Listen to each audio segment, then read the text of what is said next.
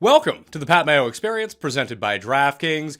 This is a replay of a Twitter Spaces I did the evening of the LIV Tour field announcement. Now, a few things have changed. We know what the money Dustin Johnson is actually getting is, at least we think we do. What is being reported, the amount of money. It's $125 million, by the way. No idea how that's structured, like if it's just in your account right now, do you have to play for 3 years? We don't know any of these questions, and the spots at the back end of the field have still not yet been announced. They've been filled. We still don't know who the people are who are playing in that first event, at least. Anyway, Matt Wiley is on with me, Josh Perry, Reed Fowler, Kenny Kim, David Barnett from the Tour Junkies, a bunch of viewers of the show. This was actually a lot of fun. And now that I know how to extract the audio from Twitter Spaces and release it in both video form with the phone or board, because obviously it's a completely audio medium, and the audio podcast, I just recommend everyone subscribe to the Pat Mayo Experience audio podcast. If you miss the Twitter Space in real time, like, it sucks to go listen to things replay on Twitter. Then you have to have the Twitter app open. That's a hassle. Listening to it on YouTube, on Apple, on Spotify is so much easier, so hit the description and go do that. Leave a rating and review for Apple and Spotify as well. Smash a like to this video just so more people see it. But this is a really fun conversation. We hit on a bunch of different things. A lot of different voices are going to come in and out, so sit back, enjoy the show. Mayo Experience. Mayo Experience. Mayo Experience. Mayo Experience. Experience. All right, let's get to this. I've never done a Twitter Space outside of being a guest on one of these things. So the first person up to try to get everyone on here, Benny. Benny, are you on here? Can you hear me? I am here, and I did not expect to be here, so just consider me grateful for the small amount of time I'll likely be up here. Fair enough. So what do you want to talk about here? Because I got thoughts, and I'm really curious to what people actually think about this. Does anyone really care is what I'm thinking? So, I mean, like, like, peripherally, I've been paying attention to all of, like, the LIV Tour stuff, and like, I'm a big Bryson stan. Whenever I tell my boss that I'm talking to you right now, tomorrow morning, he's going to flip his shit. I'm a big Bryson guy, and Bryson was, like, linked to this for a long time. So obviously it was a little scary for me because I want him to stay on the PGA Tour. I kind of want all these guys to stay where they are just because I feel like the LIV Tour isn't going to be broadcasted much anywhere, and I want to watch my favorite golfers play golf. So I was really, I think everybody else was, but I was really stunned to see DJ actually on the list, but it doesn't make sense because he's about his bread, and he's going to get a lot of bread as long as he keeps winning these things. He doesn't, like, what is it, 12 tournaments? And if you look at that current field, tell me he's not the favorite at every single one. I mean, going into it, you'd have to think with the way that they're playing, Taylor Gooch is going for that money grab. I think it's like $5 million to the winner. You know, like the rumors where DJ got like $100 million just to play. Yeah. Some of these amateurs are getting like $6 million up front, apparently, just to join this tour. Like, I think it makes a lot of sense. And really, you can watch both of them, can't you? Like, losing DJ, yeah. If you lost like DJ, Rory, Morikawa, Justin Thomas, or some combination of like 3 of the 6 top 20 players in the world, then it's a real problem potentially for the PGA Tour. But that's not really the case. Like, the PGA Tour shouldn't be sweating this unless there's going to be a mass exodus because of all the money that's involved. But thinking about it right now, you can watch both. What's the difference? Yeah, I do have one quick thing to say, just because I'm pretty sure that there's a long list of much more important people than I am coming up behind me. I see Kenny, I see Reed's just chilling there. You know what? They did not request to come on. They did not. You were the smart one. I did, out of pure buffoonery. I did see a tweet that said, like, it'll be interesting to see if they do, like, perma-ban DJ, because if they do, then it's kind of setting a precedent, like it's like whenever, like, the NFL suspends what's his name, Calvin Ridley, for gambling. It's like, hey, sorry, even if it's a small offense, you're done, because there's a no tolerance policy. So if they do, perma-ban DJ, that's setting a record, like, don't go there, we will do this, we're not scared, Dustin Johnson is a big fish. Where if they don't ban him, if they don't ban a Taylor Gooch, if they don't ban a Louis, what's stopping? Like, if you don't do it for the big one, what's stopping anybody else? I agree, but I don't know what the legalities are going to be. Can you ban someone from the PGA Tour for life for going to play in another tour event? Like, it's not like these guys are under contract to the PGA Tour. I suppose you could say, hey, you can't play, but I don't know. It just seems really strange to me in that way.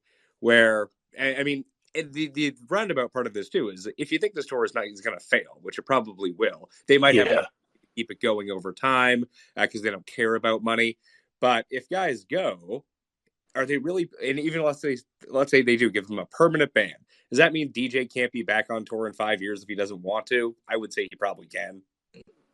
I would have to agree with you. I mean, any bridge can be rebuilt with anybody. You look at like a Stone Cold Steve Austin walking out on WWE. Everybody said like he's never coming back, and guess what? He's Stone Cold fucking Steve Austin. He came back, and they were happy to have him back. So, if DJ's gonna put butts in lawn chairs, I think he'd absolutely be allowed back on the tour. Now, if people come out and continue to disparage the PGA Tour, that may be a little tougher, but I mean, that's probably a question for somebody smarter than me. And me too. Like I don't think anyone's going to have any real answers. People just want to give some hot takes, including myself. I don't know about this stuff. All right, well, thanks. I'm gonna go to. I appreciate you very, very much, sir. Tim, tell Cust I said hello. We look very similar. Oh, you look just like Cust? Yeah, you tweeted a picture of Cust playing golf once, and I responded with like a video of my golf swing, and I called myself Cust's son, and you liked it, so I was pretty happy. That's awesome. I mean, Cust's handsome man, so you're doing fine out there. Hopefully your swing looks a little bit better than Tim's. Very. All right, dude. Thanks. Aaron, what's happening? Pat. Yes. What's up? I'm the kid who does the standings for your one and done, so big fan. But Awesome. Can you budget so I'm doing better? Yeah, it's been a rough couple weeks for you three, but yeah, not great. Does anyone think the PGA Tour cares? Like, I'm sure they care about DJ, but like every year there's 3 new young stars that come in, like literally Cam Young, Zalatoris, Pereira. Like, there's always these young new faces, and I don't think they're sweating Ian Poulter leaving, who apparently got $30 million. I ultimately don't think they care. I think they care to the point where if DJ sets the precedent and some of the bigger names end up going, then it becomes a problem. I'm with you. Like, losing these guys, even if they never come back, which I'm sure that they will at some point. So you have a twofold problem. One, you have your established stars who are the faces of the PGA Tour. If they get lured away, then, one DJ isn't a problem, but, 5 DJs and people of that caliber is sort of a problem, potentially. But it's all these AMs that they're getting. So they're getting like the U.S. Amateur Champion. I think there's 6 spots remaining in this LIV field for the first one. And the NCAA championships are wrapping up. I talked about this with Ulrich on, I guess, this morning's show, that I think they're just going to wait until that's over with. And you'll probably see a couple of those guys come over. So these new cream of the crop guys you're talking about might actually just go to the LIV Tour instead of having to play on sponsors exemptions, instead of having to go to the Corn Ferry Tour and grind it out. Why not take a guaranteed $5 million just for showing up with, if you win, you get another $5 million or a $250K per appearance fees or whatever it's rumored to be. I mean, I don't see why NCAA guys wouldn't do that. And they're not even PGA Tour members. How can you ban someone that's not even on your tour? That doesn't make any sense. So it's a pretty good out for them, I think.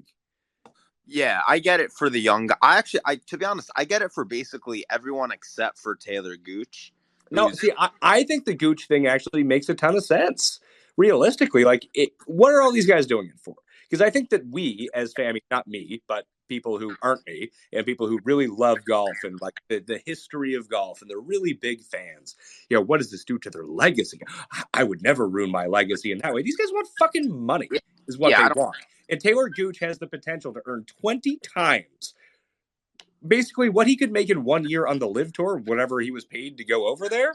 is what he can make in 20 years on the PGA Tour. And that's only if he's good. He doesn't even have to be good at this point. Right, but I think like Gooch would be good enough to where he'll make money on the PGA Tour, and we know for a fact the PGA Tour won't fold in 6 months like this thing may and probably will. But sure, but if this I don't know. Obviously, we don't know how any of these deals work in terms of the money that has been guaranteed to these guys. But if you just say, let's say Gooch got $10 million to go over and play, and that gets paid out over 2 years or something like that, was he going to make $10 million in 2 years on the PGA Tour? No, probably not. That's true. And one final point about DJ, I think they'd be more concerned. DJ seems aloof and a one-off. It feels like one of the cool kids, like Jeff says, like a Spieth or a Thomas, who seems to have more pull in the locker room, or like Rory, who's like the unofficial like players president. I think they'd be a little more worried, but like DJ and Bryson aren't like the two most popular guys, and I think there's something to that, and that those are the guys who are leaving and not the popular guys who seem to get along with everyone. I would agree. I think Bryson would be a huge loss because there are very few needle movers. Oh, I agree with that. I'm a like Bryson. that would be a real one. Right. Yes, I agree with that. But I'm saying in terms of like the threat of a bunch of other big names going, I think like if JT left, who seems to be friends with everyone, they'd lose their shit. Or not lose their shit, but they'd be a little more concerned. Like, I don't think DJ is going to be recruiting others to come play on this tour, is my point, I guess. I would agree with you. But we'll just see how it ends up going here. I'm going to bump off here. Thanks for tabling or compiling all of our shitty one and done picks. I really do appreciate that, because I was doing it. I would just forget to do it. Then who knows if it was accurate or not. So much appreciation, Aaron. Thank you. No problem. Oh, I think I logged out of my own. No, I did not log out of my own one. Let's see here. Pat or DB? Which one is it? I think you got to unmute yourself there. So it's Pat, most definitely. Yo, DB here. No, not Pat. Definitely Pat can never figure out spaces. My bad. I'm a little lit. I've had some vodka drinks tonight. I'm on vacation. Oh, that sounds fun. Where are you at? I'm at Hilton Head Island, buddy, right down the street from Harbor Town. Was not on the podcast this week, but I'm excited about this LIV Golf stuff. Pat. Yeah, I saw they brought in a replacement. I've never seen. I think I replaced Pat once with you. I think that's been it. It was a good time. It was a good time. We'll have to do that again. Yeah, Rat House is good. How was your vacation? Do you have a good vacation? Oh man, it's funny. I did a show with Davis today. I think I'm going to release it on Friday, where I briefly talked about it. It's one of those things where I'm constantly going when I'm here, like go, just like you guys are. And then I go on vacation, and I'm in this place where, like, if I wanted to relax, I would have been better off going to like Dominican Republic for 7 days, like laying in the sun. But if you go to somewhere where you're like, man, I'm probably never going to be back here ever. And there's like stuff to see. I was checking my pedometer. I was walking like 30,000 steps a day doing stuff. It wasn't super relaxing. Good God, man. Did you walk to Paris from Canada somehow? Nah, I walked all of Monaco, the entire country. That was fun. Oh, that's awesome. Here's my question, Pat. Yeah. Now that DJ's jumped over there, right? What do we think this is going to lure out any other big names who were maybe, on the fence, and we're just kind of waiting on some big swinging dick to make the move?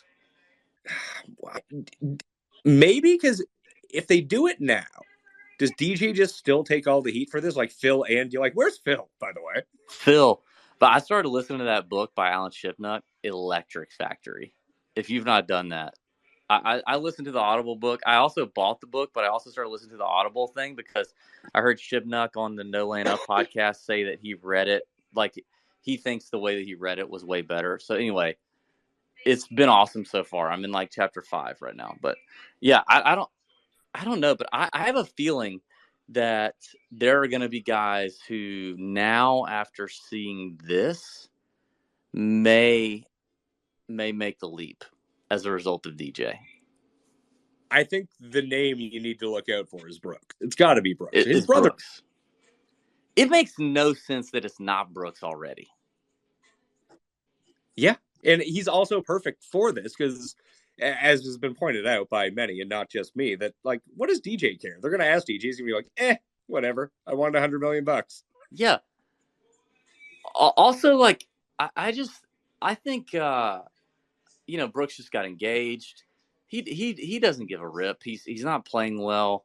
This is a perfect time for him to do that. Like, I could see Jenna announcing it on her Instagram stories. Do you think that these guys are perma-banned? Because I don't think that.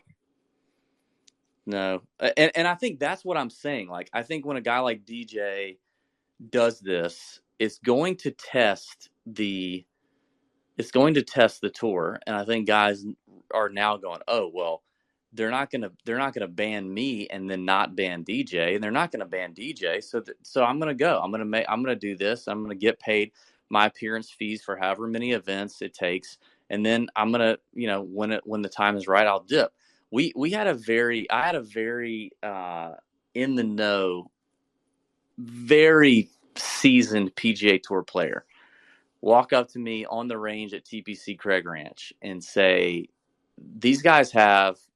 He basically said, I talked to Greg Norman. Greg Norman showed me proof of a $100 million bank account or whatever that is only meant to fight the PGA Tour in court. That's the only designation that money has, and they will go to whatever extent they need to do that, and we'll add to it if needed. And he named off a number of players that were leaving, including a few guys that were on this list. DJ was not one of them. But among them were some of these college players who, to me, those are also very interesting. Like, those are way more interesting than your Louis Oosthuizens or, Ian Poulters on the list. So some of these college players that could be the next Victor Hovland, Colin Morikawa's, that this tour is going after. And it makes sense that they would do that because that's their path to credibility from a competitive front. Like, there's only so many going into the sunset international players you can give $30 million to come play. That's great. People know Sergio, people know Louis, people know for example. But yeah, if you can uncover a Morikawa or a Hovland or a Justin by just scooping them up before the PGA Tour can get them. Also, I mean, obviously I don't know the legalities of it, but what foot does the PGA Tour have to stand on to sue these guys? They can't do that. So the same player told me that this was he ended up denying a lot of money to go to the Saudi Tour because he felt like he had more to lose based on what he'd accumulated in a very long PGA Tour career. And his whole thing, and he said it very simple. He really simplified it, and I'm sure it's way more complicated than this. But his whole thing was like, I just don't get, like, he said the PGA Tour is a league, and if they said tomorrow that, like, to play here you have to have blue hair, then I would dye my hair blue, and I play with my hair blue. Just like they say to play here you have to wear pants for tournament rounds. And we don't have to wear pants for practice rounds. It's the same kind of thing to him. So, like, to him, he saw it very simple and didn't want to mess with it. But this is also a player that's been around for quite a long time. I don't know. I don't know. I'm not an expert in this either, in the legal side of it either. The other thing is, like, let's just say you lure a guy like, rumor has it, this Pearson Coody? Pearson Coody. Yeah. So he was one of the names we heard. Let's say you happen to lure him over. You don't really know that Pearson Coody is the next Victor Hovland if all he's doing is beating Ian Poulter and, whoever your guy is that you're going to lose a bunch of money on the LIV Tour for the next 12 months. Like, we don't really know. So I still don't think that that's much of a thing, right? Yeah, I invited Kenny Kim to come on too. So Kenny, come on, Kenny, you can unmute what's yourself. What's up, guys? Hey, buddy. Mr. Pro. This is like the Pro LIV Tour thing. Like, I don't care either way. Like, it's like the USFL. It's on TV. It's happening. I'm not gonna not watch the NFL. I might watch the USFL. I don't. but I play it on DraftKings. Go to runthesims.com. Run the But Sims. Yeah. yeah, win some prize picks with the USFL. But at the same time, like, what are they going to do? Like, stream it on YouTube? Are they on the Mayo Media Network? Is that where they're broadcasting? Hey, more golf is just better. I mean, I don't care. I'll watch it. If I get to watch more golf and gamble on more golf, I'm all for it. Especially with, at least there's some people I know. Cool. I'll throw some money on and I'm good to go. I got no problem with it. I mean, I get like the moral issues and stuff like that, but I mean, these guys are being paid crazy sums of money that I wouldn't turn down. I mean, does that make me a bad person? Maybe. You know, I mean, like, I don't know. It'll be hard not to go for it if I were in those shoes. And I mean, I just want to watch more golf. I'm cool with it. Ball out, make it like Monday through Wednesday, so we can get golf 7 days a week, you know, or something like that. I mean, the TV coverage, we don't even know what's going to happen with that, anyways. So I mean, I don't know. I'm a fan. I want to watch more golf. I want to get more golf. If there's good players in the league, there's good players in the league. That's fine with me. And the biggest thing I think for me is going to be that if this does kind of work and they do lure people away, all it's really going to do is force the PGA's hand to make the player prize pools bigger for a lot of them, where, you know, let's say they do. I mean, apparently it's $5 million to whoever wins the first one. I think that's what they said. So why not have PGA, like, why not the Bunny Ranch when you're there, DB? That first place gets $5 million for winning that. Majors are $10 million. Wouldn't that be just good for all players? Yeah, I think so. I mean, we're seeing Why some not? of that, right? Isn't some of the prize monies, you know, these last couple of years have jumped up tremendously. I mean, what's the players now? It's some ungodly sum that's like double or triple what it was just 5 years ago. You know, I mean, but it's still like $2 million less than this. True. Yeah. So, Kenny, have you looked up Peter Uline's wife yet? I have not looked up Peter Uline's wife yet. I totally forgot about his dang pops. I was like, yeah, it makes sense. He's Damn not it, very good. Kenny. I mean, I'll look at it at some point in time. I already got it on my mind. I was just happy for you that Patrick Rogers didn't go, because I know he's going to be the linchpin for your comeback in our league. Please, God, let Patrick Rogers go anymore. That's all I got to say. I'm like, who's the last? I don't know. I'm like, Yours truly. I'm like This guy's fourth in to last. I think I'm not last. Hey, Yeah, Nappy Factor Reed. Well, when Tony Finau likes to get 60th place and Paul Casey is on my injury report list for what is it, 2 months now, you'll get into last place. Yeah. Congratulations, Mr. Reed Fowler. Oh, that's right. Yes. Thank you, Pat. Thank you. Congrats on the Thank you. sex, buddy. Appreciate it. Good work. No sex now, but gotta wait for that. But You're yeah, going to be 9 waiting. days. I But will say You this. sound tired. I was Yeah, gonna say, if anybody out there knows any tips, and this is what I was gonna talk about with Kenny What's up? when he was mentioning that more golf is great golf. I know a lot of times, Pat, you were awake at 2 o'clock, 3 o'clock in the morning, tweeting out stuff on the European tour. So if for all the new parents out there just watching golf, it's going to be just a lot of golf on TV at all hours of the night. I mean, if it's on TV, right? I mean, do they have a TV deal? I mean, they have to, right? You would think so. And the thing is, if they do, could they make the coverage good? Maybe. Surprisingly, like if you watch it, who knows? I mean, maybe, I don't know. Maybe the coverage could be good if it's on TV at all. We'll see. What would be smart too is like all the stuff that we talk about, and Pat, you talk about this ad nauseum, is if they cater a lot of their coverage to what we do, right? If it's more conducive to seeing golf the way they're not just going to cater towards people who bet on golf, but I mean, if the content is going to be available more readily, like we want it, right? Who knows, right? Just take all the things that the PGA Tour doesn't do well, and we always complain about, and then do that on this tour. Yeah, and then it forces the PGA Tour to do it. Like, I don't know, me and you are both affiliated with DraftKings, Reed. Why wouldn't DraftKings buy the U.S. rights to this? And the only place you can watch it is on DraftKings Sportsbook, and boom, and have the betting odds underneath of it.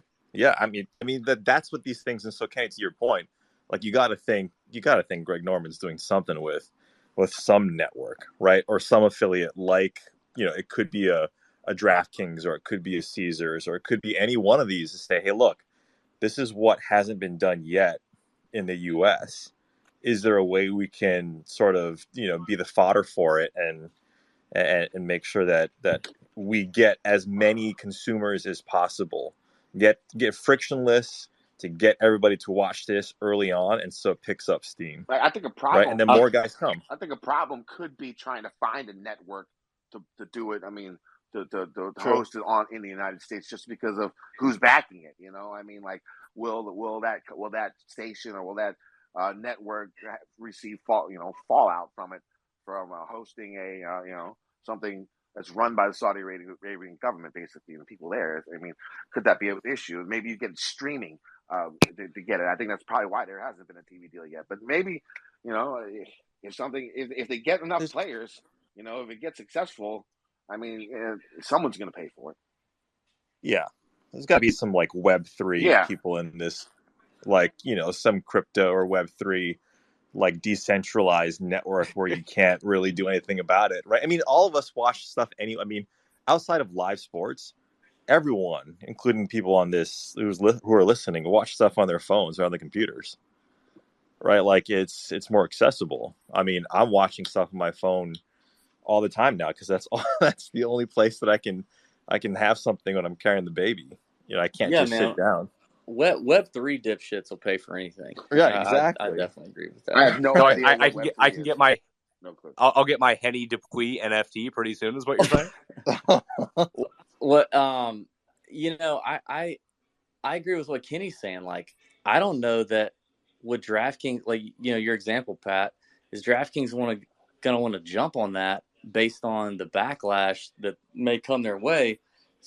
Thinking about back to Phil Mickelson, like, the dude's still in exile, doesn't want to show his head and defend his PGA Championship, because doesn't want to show his face at the PGA Championship based on the backlash. Yeah. Like, I don't know how many companies like DraftKings are going to want to do what you're talking about. Well, I mean, DraftKings and DraftKings, I guess PointsBet, maybe FanDuel as well. I think they're all PGA partners, so that wouldn't work out. Yeah, but that would one of these work. Unaffiliated ones, and like, honestly, like, let's say it's BetMGM or something. If they're unaffiliated with the PGA, this is going to be my bookie. This is going to be a my bookie. Well, that's going to be bad news for everyone because you'll win bets and they won't pay you. Nobody's going to get paid shit. It's going to be the My Bookie LIV Golf sponsored broadcast. It's going to look like the Outlaw Tour during COVID. But at the same time, there's going to be backlash. But there's backlash against gambling companies anyway. What does BetMGM care? Are people going to not use their betting platform to bet on sports because they're just so outraged about what's going on? No, well, that's not the market for that. No, because BetMGM doesn't have dead heat rules. So no matter what they do, I'll continue to bet on BetMGM as much as I can. So what you will do is you will find any sort of reason to justify why you will stick with that thing if they do a good product. So I think that I think you're right that there's going to be some pushback to this in like a broadcast carrier, but I don't know, DAZN might pick it up. Someone will end up. If it's essentially like free coverage, all people want on TV and streaming services is live sports, and this could be like free live sports for you. Like, I don't see everyone not. Someone's going to pick it up. They got it, or they'll just stream it on YouTube and make money that way. Yeah. Clay, you're on with us. What's up? You've been waiting. What's going on? Hey, guys. I just got a text that RBC dropped Dustin Johnson as a sponsor, but I'm trying to check, and I can't get that confirmed yet. So if he's not playing in the premier RBC event, I think it's going to happen, right? Yeah. So, and I think, and Feinberg kind of called this on Monday's show. I mean, I think that's the reason that JT is there, that he's going to be the new RBC guy. And another thought, just like legalities and what the tour junkies were talking about, and I'm sure the Saudis can come up with more money, but I think they have the allocated amount to get the people over. And I think there's like 5 spots left is what I read, and I think 4 go to like some Asian tour players to like play in, and then there's 1 unannounced, which we assume is Phil. But I don't know if they have the funds necessarily to try to lure over another Brooks or something. So it was more like, you guys got to commit now, or you can't come over. But who knows? I just feel like they haven't. Yeah, I don't think money's an issue for these guys at all. I think they have the money. Yeah.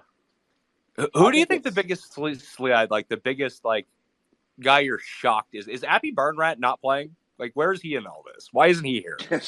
You can buy a couple more cars with that. Yeah, Yeah, like this is the perfect setup for him. cars, watches. That's his favorite thing, right?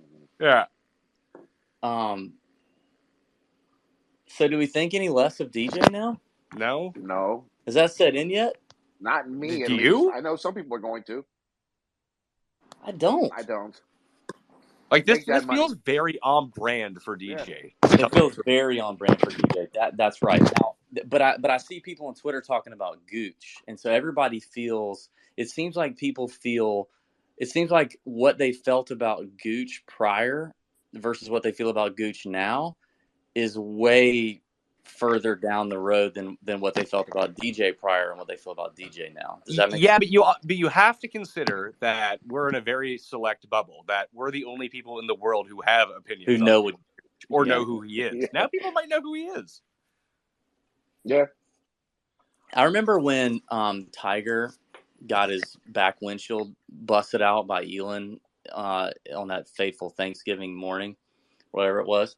I remember the next day I was listening to Colin Cowherd. Now, don't judge me for that, but that was back in the day when there was 3 things you could listen to on the radio. And Colin Cowherd said something that I'll never forget. He said, "You know what? For all you white guys sitting around telling your wife how horrible of a decision he just made and how that would never happen, F you, because you have no idea the opportunity that Tiger had, right, with women, right? Like until you have faced the kind of opportunity that this guy has had, until you've looked it in the eye and said no, then you can't sit here and say that you would just say no, right?" And I think that I'm reminded of that with this LIV Golf stuff, that some of this stuff is very interesting and it's touchy for sure, but it reminds me of that Tiger response, like, oh my God, I would never do that, but then until you're faced with it and then you kind of see these guys make this decision, it's very interesting. Josh Perry, do you have the bets in already or what?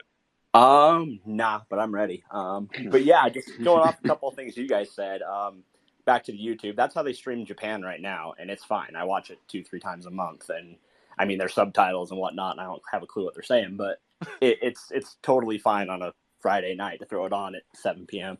And then, yeah, going back to the bets, I mean, the reason why you guys hit that biggest bet in the world with the whole Danny Willett is because they don't know how to bookmake these tours when you mix and match them. You get a random Euro guy who they've never priced into a PGA field, and all of a sudden there's mistakes. And now you're throwing in all these Asian tour guys and Japan tour guys and Euro tour guys and Sunshine tour guys with DJ.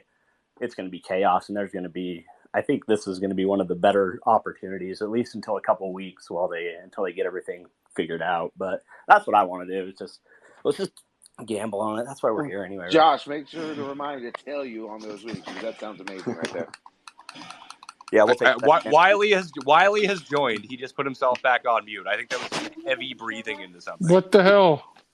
Am I on this call right now? Yes, you're on the internet, sir. You're on the call, or is the spirit of Pat entered your body? Sorry, am I on the conference call, Pat? Here, hang on. Let me dial line 3. You got the right access What's code? that? Yes. So what do we? I mean, do we not think that more big names are going to join this tour if Dustin Johnson is leading the field in this first event? I think we do. Yeah, what's a big name? I mean, Bryson, Phil. I don't think Bryson's going to go. I think so. I think he was. No, he's found the Lord. He's going to stay in America now. Yes. He found the scientist found religion tonight, which is news to me. Right? Yeah, he found Jesus tonight. Well, another good question is who kind of already dropped their name out there, rumored to go, that isn't on this list. I can think of Kokrak, but this might give Kokrak, the balls to say, okay, I'm going. But who else was heavily rumored? Yeah, I can see Cantlay going. And now that I'm looking at it, I can just see Cantlay being that guy. Well, Cantlay's like DJ Light. Yeah, that's what I'm saying. I'm telling you firsthand knowledge. The first 2 players that were signed were Phil and Bryson. And Bryson has mysteriously been absent. Hand surgery, I get it. For what? The last see 20 Billy events? Horschel. Billy Horschel, for sure. I mean, listen, Billy Horschel. I was told that Tom Hoagie was offered 20 or 30 million as an appearance fee just to play on the tour. I mean, Why? I mean, why didn't he go? why? Yeah. It's right. I mean, but I don't think this. I don't think we're done yet with the players going over. But I'm saying it's like, fuck yeah, I'm going. I mean, are you kidding me? Yeah. Of course. Siwoo Kim's absolutely going, Pat. Yeah, but Siwoo's going to get. I mean, he's going to get WD'd because of Korean Army here soon, isn't he? Yeah. Well, to be determined. To be determined.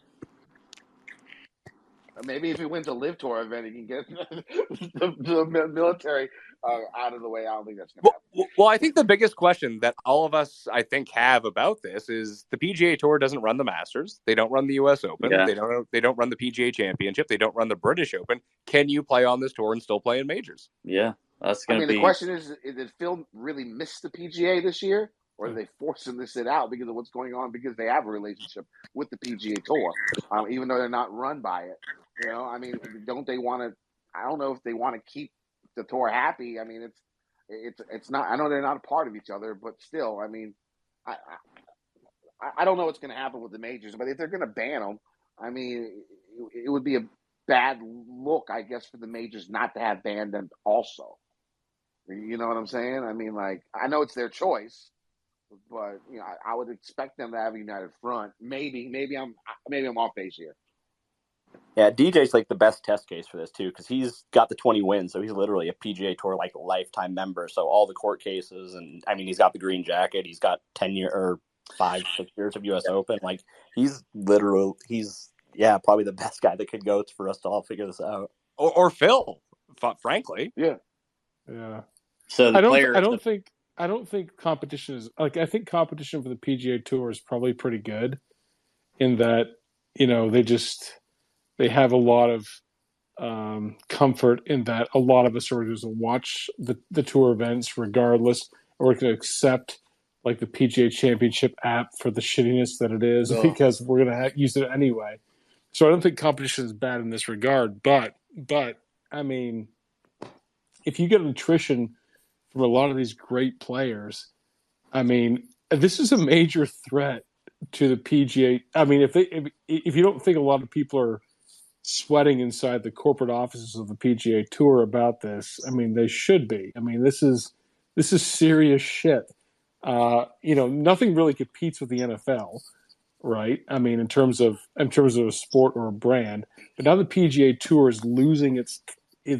I mean, DJ is top tier talent. I mean, he is a man. I mean, he's still prime.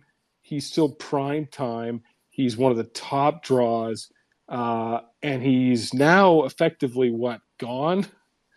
That's big stuff.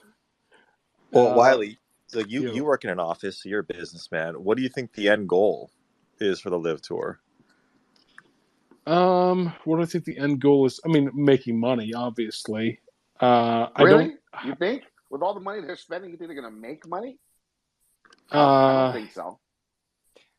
Is it just like a big FU to the PGA Tour? Is it like because Norman? I mean that, or do you think they want to get acquired by? Like I'm trying to wrap my head around what the end goal. So it's got to be longer term. Right, exactly. Yeah. Well, I mean, politically into this too. I mean, you're going to have to invest some money up front to make money in the back end. So yeah, the goal is to make money. I mean, these guys aren't stupid. I mean, the TV networks paid close to $1 billion for their network deals to watch the tour or to make it live over the next several years. So if you are now offering a prize pool that is far superior, and plus you can draw the best players on it, yeah, I mean, I think plus this isn't just a U.S. audience. Now you're going to factor a global audience into it. Yeah, I think money making is the factor here, and I think that they believe that they can really, make a big bet on it. Yeah. And second So- question: do you think Louis Oosthuizen goes winless on the LIV Tour as well? Of course, he goes winless. No. I bet he sweeps the whole joint. That one is for you, Ulrich. He sweeps the summer slam. Summer of Louis. Yeah, it's the summer Not of Louis happening. at LIV Golf. I'm just happy Louis is going to not be. I think Louis is going to have 0 career wins on the PGA Tour. That just makes me happy. Wait, technically he'll have one. Oh, it's true. Just one. Just wasn't in America. Yeah. So let's see. Poker Pro Eric has been on here for ages. I gotta get him on. Eric, you're on with a bunch of jabronis. What's going on? Eric? We gave the mic to Eric, and this is what happened. I see him. He put his hand up. I don't know what that means. Is it Poker Pro in quotes, Eric? Is that what this is? Eric, what are we doing in fourth position with pocket sevens? He doesn't know. That's the thing. Damn it, Eric. All right, back to Reed Fowler. Reed. Yeah. Talk to me. So you are you using a PPTP yet, Reed? No, I'm not there yet. Okay.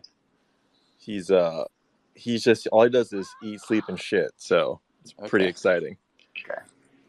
Any tips? Any tips from the dads out there? Tip for me is I'm going to sleep. I gotta get up in 5 hours. All right, guys. All right, Kenny. See you, Kenny. But can we, Pat? Can we do? Is there a waiver wire for our fantasy golf league? Can I drop some guys? Yes, same. Can I drop? Can I drop Paul Casey? Can we just drop Scheffler from Feinberg's team and then we all? And I'm currently and Sanjay. What is Sanjay up to these days? He might win this week. He better win.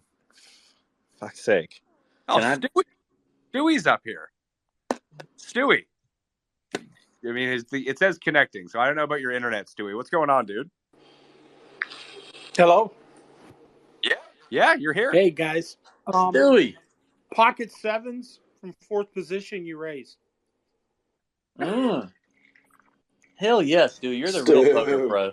Yeah, I played a lot of poker before I did the DFS thing. Hell yeah. So who do you think's going to be the TV for this league? Who do you think is going to get the contract, and who do you think's vying for it? I mean, it's going to be a worldwide thing, so they'll sell it off region by region. I would guess DAZN probably jumps on it. Would be my guess. Like in Canada, they have the NFL. Like they have Sunday Ticket. I believe they have EPL. They have a bunch of stuff. So I think worldwide, they just don't have the cash or the ability to acquire any of those rights within the United States because obviously the U.S. companies go hog wild for all that stuff. But if there's like a tentative nature to it, I mean, DAZN's been trying to break into the U.S. market for ages to become some sort of a destination. If they can do a deal with a sports book to cover some of the costs and work out some sort of affiliate deal that way, I could see them doing it. I think that makes a lot of logical business sense for them.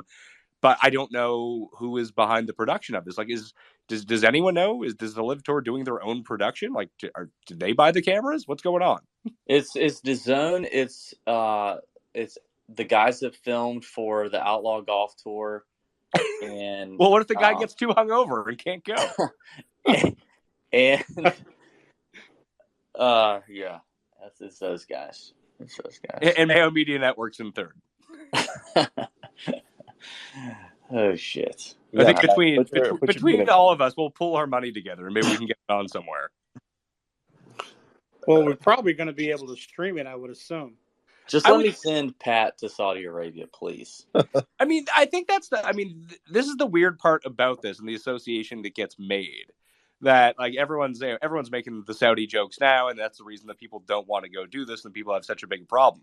But I don't think this tour at all is going to feature Saudi Arabia in any kind of way. There might be an event or two. No there, way. That's right. Yeah, That's no. right. but like you're not going to see like a Sultan show up to the first event with a No. prize jack. No. They're gonna keep that part of the brand away from the commercialization of this, and then obviously ESPN and NBC are going to be, and CBS are going to be out of the deal for now. Yeah. So, but it's I don't know who's going to stream it, how you're going to watch it, or if they've thought of that even. But right now they're just saying let's just dump bunch of money into it, get some eyeballs, get the best players, or get some of the best players on tour, and then just sort of siphon off some popularity from the PGA and really create something here. So I don't know. I mean, Will DraftKings have contests the first week? No. You don't think so? Is No, Spike TV still around? Will they do it? Wait a second, Pat.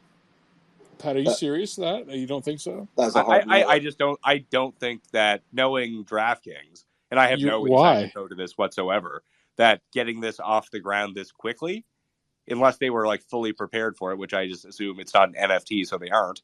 That they're not going to be prepared to run this out week one. No. I agree. Okay. So I thought you said they were like diametrically opposed to the LIV Tour. If there's money to be made, they're gonna do. Oh, they're gonna run it. Like I think eventually they will have it. 100%. Okay. Yeah. Okay. Good. That would be my guess. But like there were some. I mean, Josh, you probably know this, because I think that someone pointed out to me that only offshores actually had Saudi betting odds. Like none of the legal U.S. sportsbooks did. FanDuel had it. That's where I lost money anyway. Oh yeah. Okay, so AG Live Tour. Poker Pro Eric is back. He has a profile picture now, so he might be able to talk. I don't know. It's the Absolute Poker Live Tour. Eric, you're killing me, Eric. He's gone. Damn it, Eric. Stage Fright Eric should be his new name. Stage Fright. Oh shit. All right, let's go. Matt, you're coming on. Just roll through some people who've been waiting here for a bit. Matt, how you doing? Me? You? No, not Wiley. What's up, guys? Yeah, there he is. I follow all of your guys' content, been listening to everybody for a while, so big fan of you. That must suck. How awful is that? It depends on if we're listening to Golflandio or Mayo Media Network or whatever it is. It goes by the day, right? Fair. Clearly, thank you, Ramos. Yeah, no, Wiley, me and you interacted a little bit, so we've had a little history. Of course. So I guess question is that, like, I've been listening to everybody on Twitter, obviously give their opinions to all this and everything, and kind of in line with what you guys are talking about. If it really was to just get good press and everything for the Saudis, why not throw a bunch of money at people that cover golf?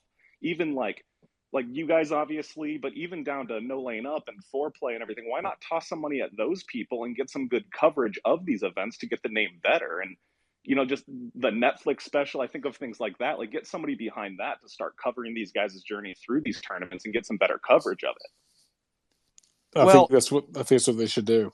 That's smart, man. Damn, that's smart. It works one of two ways, though, because then it's like very obvious what they're doing, or they feel like with this announcement, maybe they can get so much free attention, good or bad. It's all just attention at this point. It's just creating awareness, and maybe they go to that next. Like, wasn't Gooch part of the Netflix series? Yes, he was. So that's going to be interesting to see what the rest of the season looks like for him on that. Right. And also, I feel like Greg Norman, who's leading a lot of this shit, he's not a fan of the media. So he's probably like, he wants to stick it to the tour and he wants to send a lot of money to the players. So he's probably not interested in like paying off Matt Wiley and Tour Junkies and Pat Mayo. Pat Mayo would take the money. Trust me. But I take the money. I take any money. They have all this money. And I threw this out as a joke, but how do they not rope Trump into this somehow? Well, Trump is roped into it. I mean, half the tour is on his courses, right? Yeah, but why isn't he the commissioner? Or why isn't he, like, playing in the field? He gets to take one shot for each player. He should be playing. I think we're early, Pat. I think we're early in the business model, but I think that's what's going to get there. That would be lit. And Trump gets a sponsor's exemption to every event held on one of his golf courses. Right. And I think, like, I was thinking this the other day, like, the tour gives $20, $30, $40 million in PIP money to players for growing the game in terms of, relationship with fans. I mean, the model 2.0 3.0, 4.0 with this in this day and age is just give the money to the fans. I mean, that just go directly to the consumer, right? I mean, instead of doing that all that bullshit, have the PGA do a $2 million free roll for a major or for some tournament. Just give the money away. Give the money to fans. I mean, make them like you more and respect you more. And you just give the money instead of giving it to billionaires anyway. Give it to the fans. Go directly to it. And I think the LIV Tour is smart. They're going to do the same model. It's like go directly to the fans. You got all this money. Let's go directly to them. I mean, DraftKings should do a $10 million tournament on this. Like, instead of spending $1 million a day on advertising. Sorry, Pat, I know you're part of that brand, but it's just like give it to players. Just go right to it. I mean, you want to attract people, just give it right to them. So, I mean, I think whoever said that. I mean, Matt Ramos. I think that's exactly what they might do. I think it just depends on what the end goal is with it, right? Like even like some sports books that do run crazy stuff with fans involved, like something as wild as getting Portnoy and Barstool involved with it, and somebody who's willing to protect their name with all of the backlash they might get. You get some sort of sports book involved, and then people to cover it, like Pat and Feinberg have talked about for years, of covering cut sweats and covering top 20s and matchups and head-to-heads, and get creative with it to get the us's of the world in our little Twitter space excited about it. I think it's a consolidation of all these international tours of the international interest into one tour, which has never really happened. I mean, the PGA Tour, yes, it's a global game, but it's still a very American tour. I think that's what they're betting on here, right? So they're going to make a huge upfront investment, and then think of the global audience beyond ESPN, NBC, and thinking, okay, how do we make this the most universal, playable, marketable game, get the best players on tour here, and make $1 trillion from it? And, USA is only even just a slice of the pie if you think of the Asian market for this too. So I think that's their bet, honestly. For broadcast partners, the move might actually be, I mean, I mentioned DAZN, that would actually qualify, but Amazon potentially, absolutely. Like Paramount. Yes. I guess Paramount Plus is CBS, so that wouldn't work. But one of these, sorry, I'm still sick. One of these streaming services that's available in every country anyway. Like, I can't get the ESPN Plus app in Canada. It doesn't exist. I can't get it, but I can get Netflix. I can get Disney Plus. I can get Amazon Prime. So if you have one of these apps that's available in every single country, it's just a really easy way to get yourself into those markets right away, instead of, hey, we need to sell it to CBS in America. And then in Canada, we need to sell it to TSN and make Sportsnet bid against them. And then in the UK, Sky Sports or whatever the other one is, has to go like head to head and bid on these rights. Like, no, Amazon has it. You can get it through Amazon Prime. Let me ask you this. I'll open this question to, let's say, Josh Perry and maybe Reed Fowler. Who's next? Who's next? Not in this first tournament, but who's the next big name to go? I think you guys already said Brooks. I mean, that's obvious with Chase in the field, right? You said Brooks? Wow. Yeah, that was my big guess, was Brooks. I think everybody's. I mean, why is Koepka here if Brooks Koepka isn't coming? True, but so would he? So he would back off that profound statement of his loyalty to the PGA Tour. Or did he say that or no? DJ put out a press release in February. Yeah, I was going to say DJ did that. Okay. So I think there's a lot of loyalty in quotation marks out there.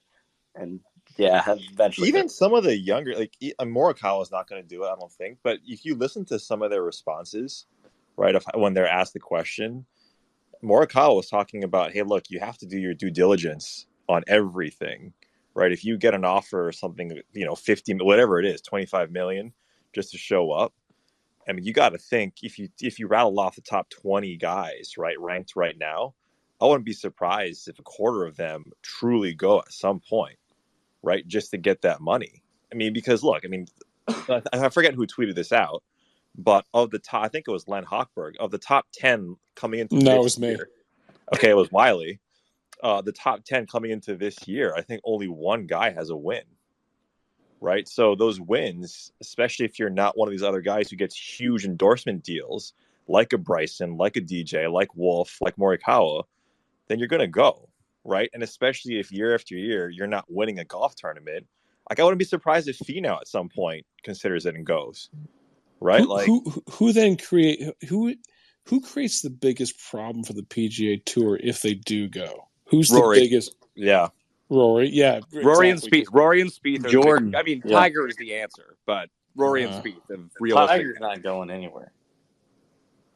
Well, if Tiger wasn't hurt, and they said, "Hey, Tiger, here's $1 billion," oh yeah, would he not go? 100.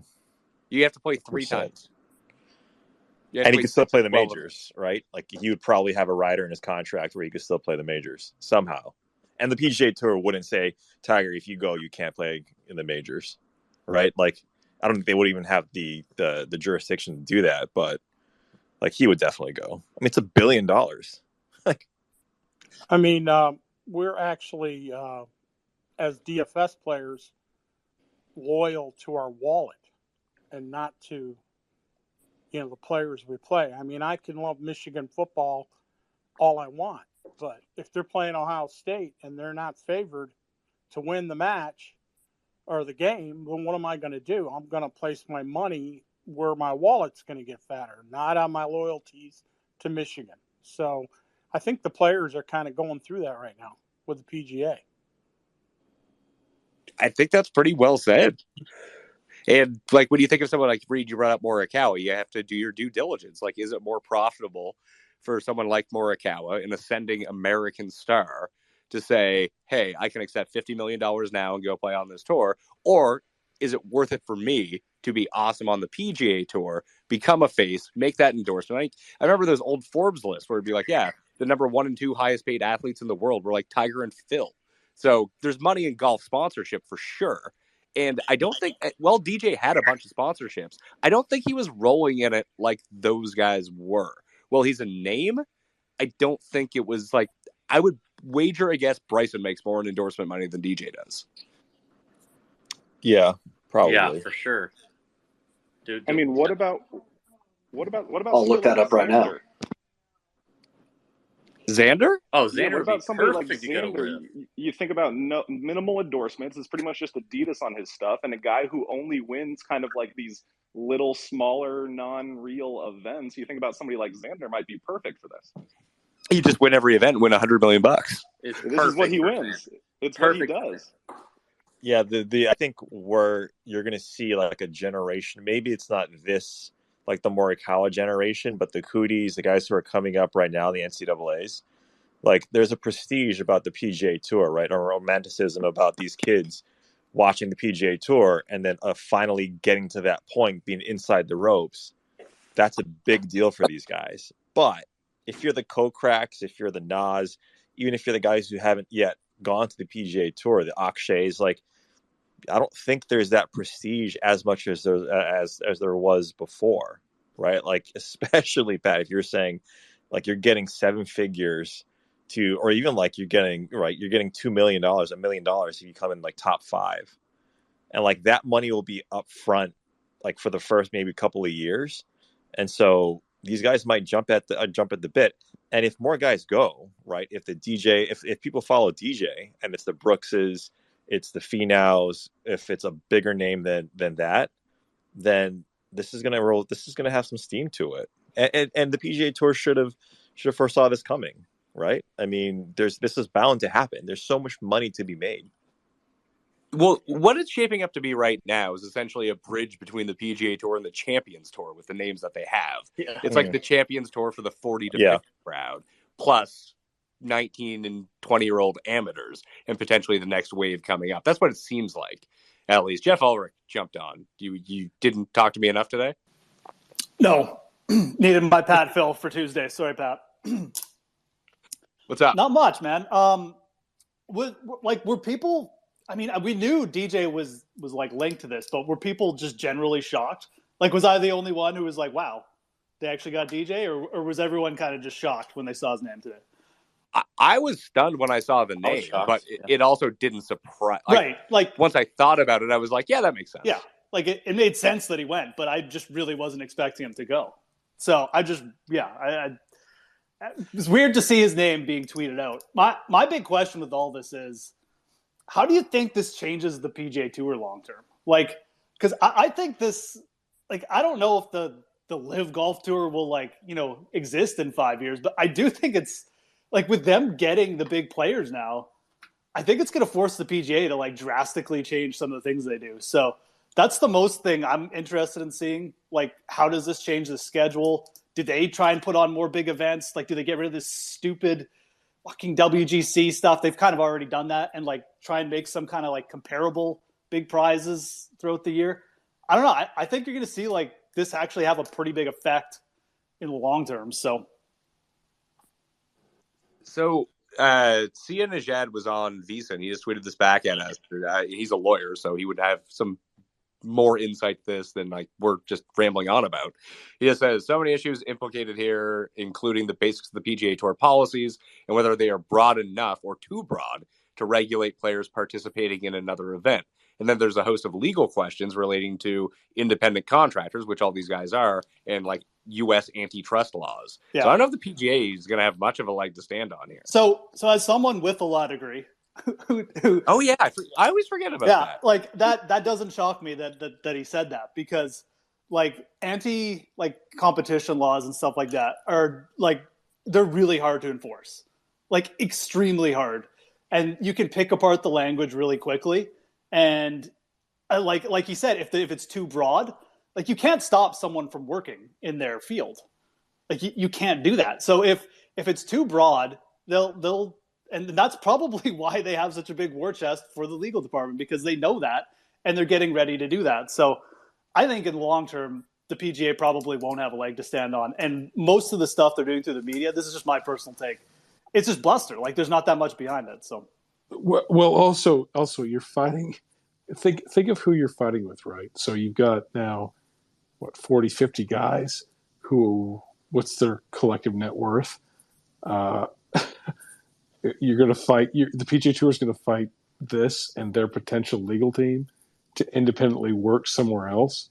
Number one, they're independent contractors of the PGA Tour. So, I mean, think of the assets that the players here have, not only themselves individually, collectively, and then now backed by this LIV Tour. There's no shot. I mean, plus you probably have I'm not a lawyer, but it's probably not a defendable case for the PGA Tour to say, hey, you guys can't work somewhere else. Well, sure as hell they can. I mean, they are. I think someone on this space earlier said that the Saudis have, I think, 10 million earmarked for legal defense. No, it's 100. We were told at TPC Craig Ranch the Saudis have 100 million marked in defense against the PGA Tour, and they will give more if necessary. Yeah, $100 million goes a long effing way. Good luck.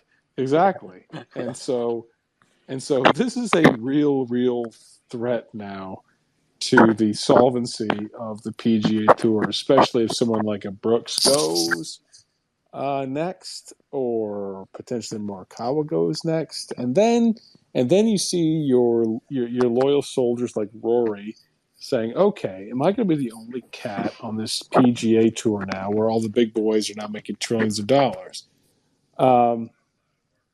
This is, I mean, I don't know. I mean, it's a real interesting case right now, boys. Think about it, though. I mean, Pat, if you were instructed by DraftKings that you couldn't go anywhere else and make money, I mean, you'd be upset, right? I mean, I technically am contracted to that, though. That's the difference. Like, I have a contract. These guys don't. Right. They're not bound to anything. I'm for more freedom. In other news, who are we most surprised is not on the list? I will say, for me, it is Kevin Kisner. Very surprised.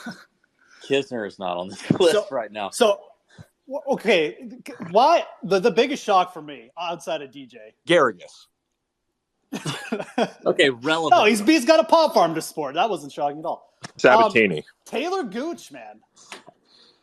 Yeah. Gooch surprises me a lot. Yeah, right. Yes. He's a young guy. He's just coming off his first win. It feels like he's just hitting his stride on the PGA. Yeah, but imagine if you're good on this tour. 1 year's worth of winnings will be 20 years worth of winnings. I'm not dissing him for going. I'm not dissing him for going. I'm just saying that was easily the most shocking name to me. Yeah, so think of when I think of Gooch, I think, okay, is that the Sam Burns? Is it the Max Homa category? Are you going to pull those guys now?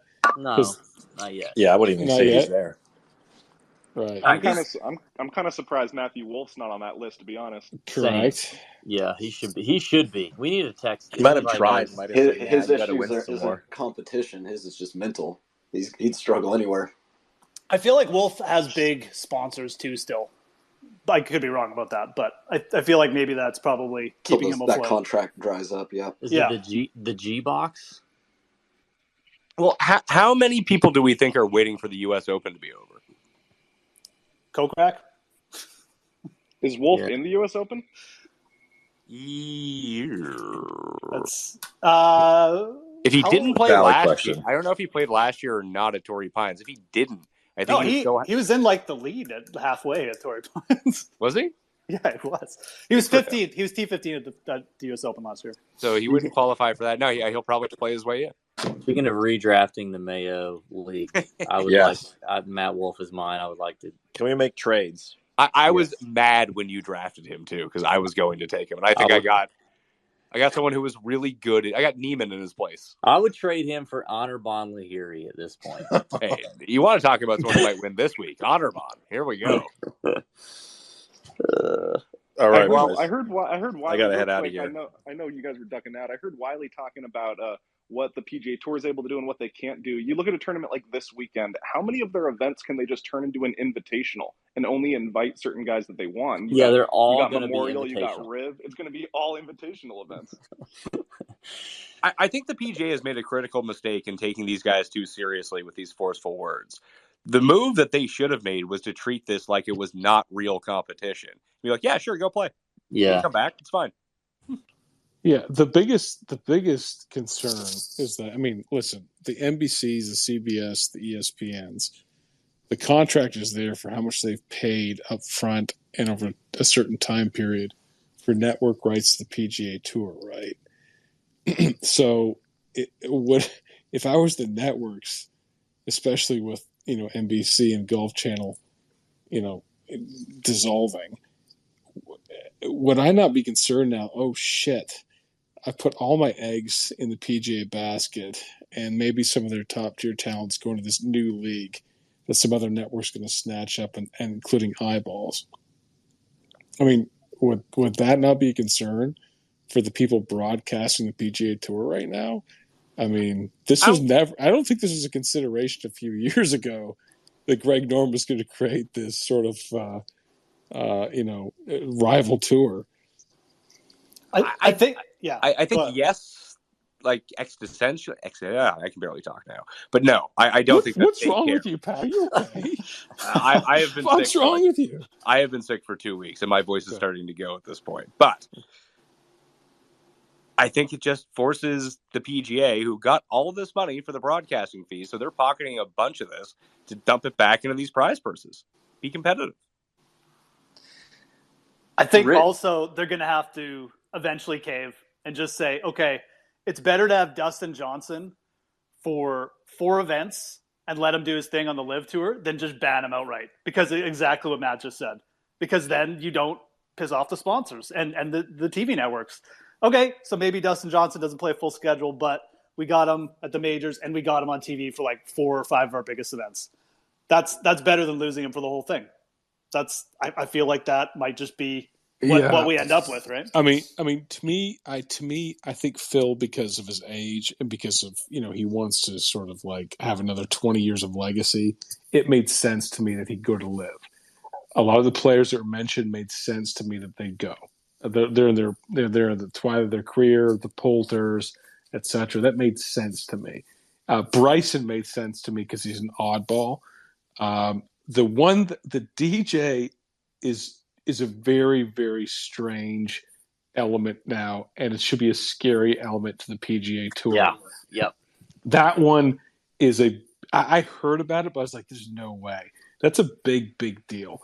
DJ is still potentially World 1 talent, and he's like World 5 eyeball. And in terms of like, if DJ's in a tournament, you're gonna go watch him. And then the Gooch thing too. That from a younger player standpoint, is like, what's happening here? Oh, I mean, Christian Gooch loose in Saudi is trouble for the tour. Mm-hmm. I think an interesting piece are these amateurs as well. And I think if one thing is going to change first on the PGA Tour, it might be the way the Q school works. And if a college kid can go make tens of millions of dollars right away, they might change that whole qualifying process. Yeah. The young guys are a problem. But like I said, I mean, if I just feel like if we can't, we can buy into all we want into the, world amateur golf rankings that Pearson Coody is a top 10 player in the amateur. But until we see him get to the tour and compete against the best players in the world, we don't really buy it. So right. It's See, risky exactly right. To be that guy hopping over to LIV Golf and beating up on Ian Poulter. Like, fuck that. That's right. I want to see you beat up on Colin Morikawa. But if these majors say, I mean, because nobody's going to tell Augusta National who they can and cannot invite. I can tell you that much right now. Jay Monahan ain't influencing shit at Augusta National. So if Augusta National says whoever qualifies for this event can qualify, and we're going to invite who we want to invite, and they invite these guys, and these guys go and compete in majors, then it's a different issue. That's the thing. The PGA Tour has the power here because they are still the credentialing arm of golf. You don't make anything of yourself until you win on the PGA Tour. For now. So all these guys in the LIV Tour have won on the PGA Tour. That gives them the credibility to go to the LIV Tour. So does that as long as the PGA can maintain that, and so you don't mean anything in global golf until you win here. Hopefully they can hang on to that. Is there going to be OWGR available on this tour for qualifying for majors? There would have to be, right? They have to do individual. I know it's set up as a team, but they have to figure out some sort of individual leaderboard. Just because, like right now, the team event at Zurich does not count for world golf rankings. So I guess if U.S. Open is going to stay its own party and stay with, top 50 in the world qualify right away, you got to figure out a way for these younger guys to still get in by playing LIV, right? Or they have to qualify. Yeah, the simplest thing is just to do, like, they have 48 guys. You have the 48 individual leaderboard, and then you figure out scorecards, scramble scores afterwards, or whatever the hell they're going to do with it. Well, that seems to be what they're doing. It seems like they have a prize pool allocated for who wins the tournament, and then another like $5 million for the team that wins it, I guess. Do they they should really blow this out? Like, DJ should be like captain number 1. He's drafting Team DJ. Like, that's happening, right? Live draft, like him and Team Louis and Kevin Na gets a team. Can you see DJ live drafting players? Like, would he be the timeout guy in the draft? Give me that. We get to the third round and he's trying to pick Ozuna in the league. Or he accidentally exposes guys that are coming to draft on his team. He's like, yeah, I'll take Justin Thomas. Yes. I'll take the Koepka brothers. On the board. God, that would be electric. All right, hey, Pat, maybe Trump takes over the Roger Goodell announcing of the picks as well. Oh my God! It's funny when I tweeted that out. Someone's just like, I get when you bring up Trump, there's certain emotions that come out. I tweeted it out, and someone's like, yeah, well, how good is the guy in office doing right now? It's like, it's not the point of the tweet, man. Like, not what I'm getting at here. Oh God, that would be amazing. I mean, this would be must see TV for sure. Just make him the fucking commentator then. Just have him ramble for 3 hours. I would love it. I would listen to this. Like, you want to get eyeballs? They're your eyeballs. That's where the money is well spent. I think the question that the PGA Tour needs to answer is, like, someone of the esteem and legacy of Sergio Garcia, who's been, one of the top, European international players of all time, one of the Hall of Fame Tour player, and even though that, yes, probably some people would say he doesn't have the best, most accommodating personality on tour. I mean, for him to be as frustrated as he was and saying, I could hardly wait to get off this fucking tour, in 2 weeks. Mm-hmm. After that amount, I mean, to play that long and to have, I mean, that many PGA Tour events have that much legacy. What is it? Doesn't spontaneously combust like that. What is the problem here that these players like a Sergio Garcia would say, absolutely take everything. I'm 40 whatever years old. Fuck it. I can hardly wait to leave this piece of shit in 2 weeks. That's pretty severe context for someone of that caliber to say that. So what is the if I was a leader of the PGA Tour, it's like, okay, what at the core of this, what is the target of his frustration? Because it certainly can't just be him alone, right? I mean, that was when I heard him say that stuff, I was like, oh crap, this is real bad. I feel like part of it is just the schedule. Like just making these guys grind out like guys like Sergio, like they don't want to grind out a top 125 over like playing in the fall series and stuff like that because they there's no time off. And then there's no, like, I know they put in that the big social media reward, which just all went to Tiger anyways to try and reward players. But there's just not enough, like, I don't know. Yeah. I think that's part of it anyway. I also think the cost of it too, right? It's like an Adam Scott. I forget what his private jet and team bill a year is like $5 million. So think of the cost for an Adam Scott to get him and his team to a tournament to what, top 50 and make $50,000. Okay. That and considering the amount of money the PGA Tour makes and the amount of money that Jay Monahan makes personally, I think that's got to rub them pretty much the wrong way. And I think you're right, Jeff, in that context. I think that's it. Like we're tired of making the tour all this money and having to live off of only what we make in the terms of get our own money for sponsorship, but all from the tour side, make whatever we make in terms of these paltry purses from their perspective. From the mortal perspective, like this is a ton of money, yes. Yeah. Because who do people know? Like they know who Sergio Garcia is. You know, like he does bring like a name recognition that the PGA Tour uses, and you know he's still got to go out there and like that's fair. It's part of the sport, but right.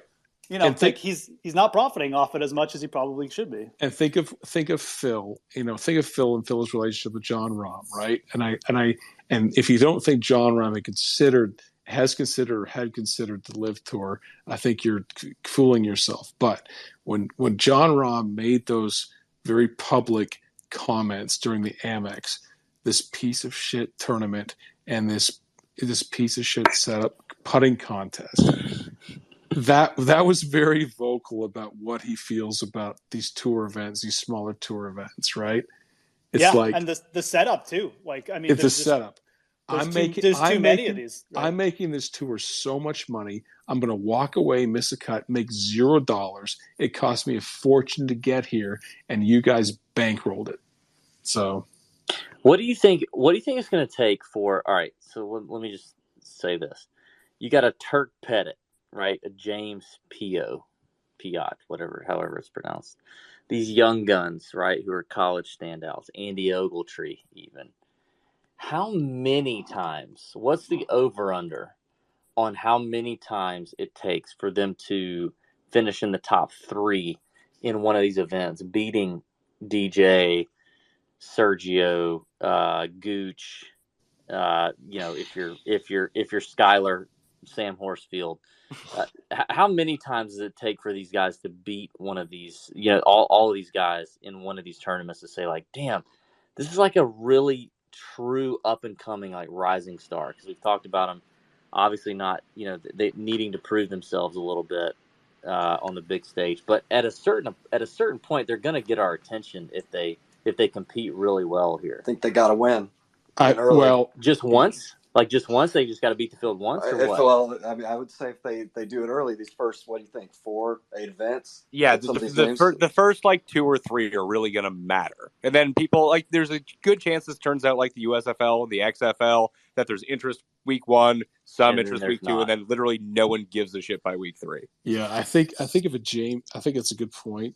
I think if James Piot starts winning $25 million a week, then you're going to see some tour players saying who didn't make the jump yet, or maybe on the fence saying, yeah, I'm gonna go grab that money. At that point, Joel That's the Dahmen and biggest threat to Kisner the gone. tour, right? Yeah. I mean, it's a lot set up like the WWF and WCW in like the late 90s. The way this is working out. It is, and it's fantastic, man. Like I'm the best part of this is going to be seeing some random guy win $25 million, and maybe even winning like $50 million in the span of like a month because he just gets hot with his putter or something, like Dick Bland, like. Yeah, how has Lucas Glover's wife not made him come over here yet? Maybe he really needs to grind out the next 2 weeks. He needs to do well at Memorial. He needs to get himself back into the U.S. Open, potentially win there, then go to the LIV Tour. That's his path. Shit. So here, I want to throw this up because I do. There's people who've been like requested to talk for ages, and I want to run through them before we get out of here. They would be like the hot take line. Come I'll on, hop with your off and let take. someone else join. Y'all take care, guys. All right, cool. Thanks, Clay. But how much money is Ricky making in sponsorships that he is not on this tour? And where's Patrick Reed? Patrick Reed hates the PGA Tour. Patrick Reed's back. I do agree that he's back, but like, why wouldn't he be the star of this tour? Like, they have Sergio, they have Poulter, they have everyone who everyone fucking hates anyway. I had heard Pat from a PGA player that there's upwards of 70 guys who are going. So I don't think he even heard. I think he even scratched the surface of the players. Yeah. That and I got ripped for even suggesting that these players are going, and especially ripped for saying 70 would go. But I think that Reed is a very good consideration. I think the PGA is a real problem. Also, in terms of these spaces, I like calling people out to get them on speaker. I think that's a good part of this content. Look at Logan Harper. You got John Hazelborough. He's good reading. That's good. John Hasbro, inventor of board games. Absolutely. Got Boston Kappa. He's a great voice. Brett Hollymew. Come on. Like, these guys should speak. These are smart, sharp golf people. I'm just going to go down the names, and I'm going to shame them into coming onto this because that's what's good for spaces. All right. Well, I'm going to get to the 4 people who are requested right now for the hot takes, and we'll get anyone who wants to speak up. You can come and jump on. That's not a problem. Bobby Gomez. B-Gome. All right. We're going to go to Green Screen Greg. Oh, yeah. What's the hottest take? Hell yeah.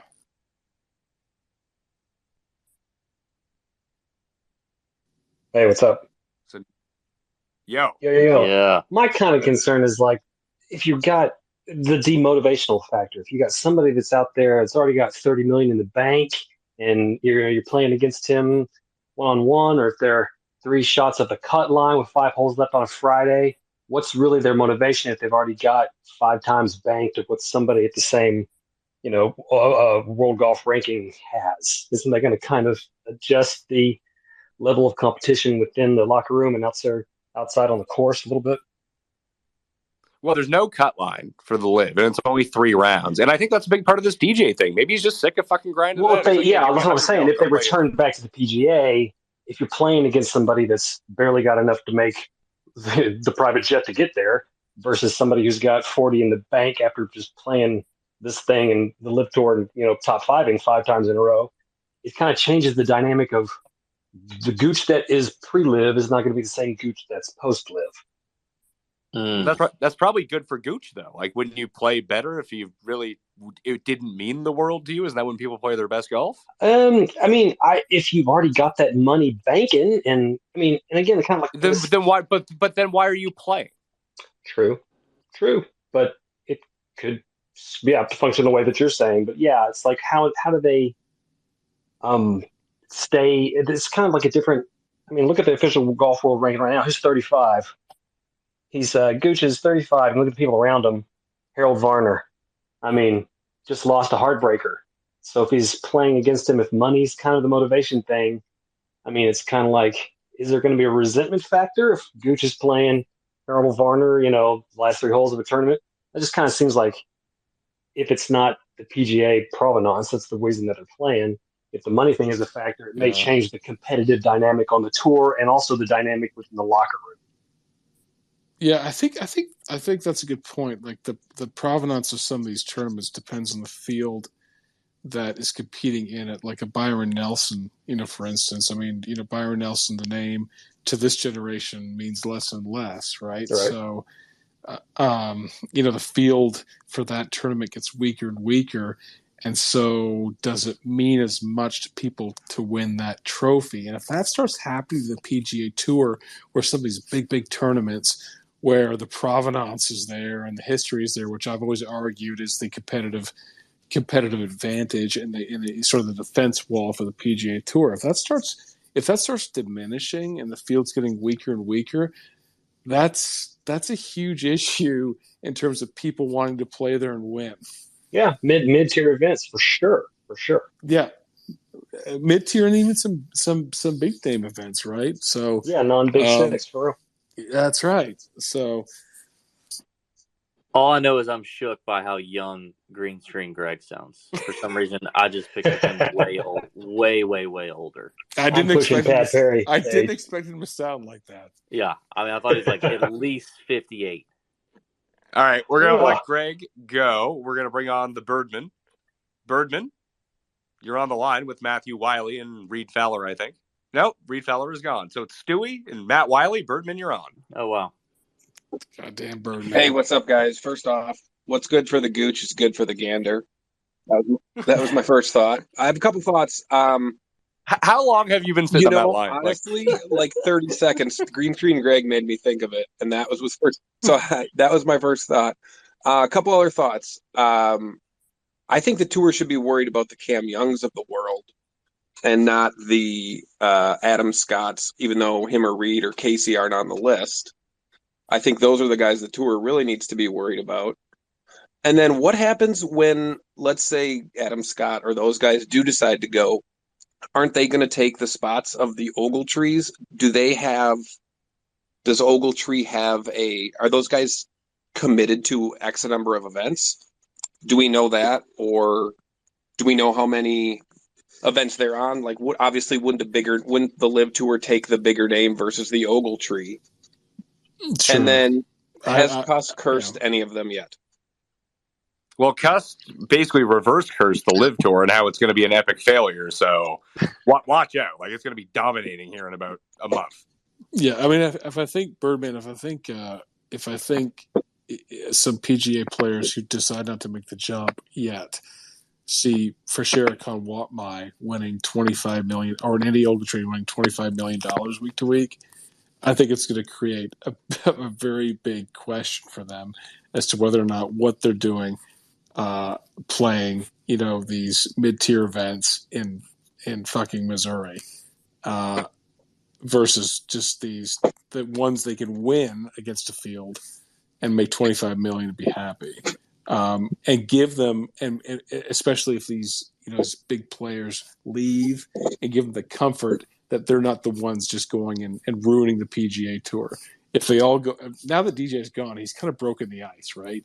To me, I mean, it's just like, okay, yeah, really anyone can go at this point and be okay.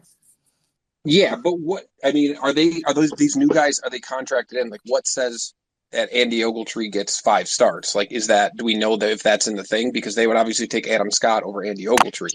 I think there's so much about this we just don't know yet. We do know that we don't have to worry about Usti withdrawing on a weekly basis, though. I mean, they probably have they have the 2 super alternates that are always available for those guys. And with some of these AM guys, the amateurs, they don't get out of school. They're just getting like a upfront paycheck. Like, it's out there right now that the Daniel Puig guy, he's playing in the national championship tomorrow for Arizona State. He's going to come back to school next year. So if he was getting paychecks like that through the tournament, then he wouldn't be able to retain the amateur status. Be an amateur. And because of those NIL deals that they have now, they can use that name, image, likeness, however they want to word it, and just here's a chunk of money to throw your name on a billboard or whatever, and they just pay them out that way. And so it doesn't even need to be a guaranteed start because they're just going to get money through that sort of deal and go on there because they're not taking money out of the purse. Well, yeah, I saw Monday Q tweeted that some of the AMs are getting $6 million up front and $250K a start. So if they get, so that's fine. If they only play a couple starts, that's fine. But then what happens when they want to come back and play on the tour? Like, obviously there's going to be lawsuits, but I think that's the biggest thing. Like these lesser thens that are being demoted because bigger name players are joining LIV, they're going to want to try to get back on tour.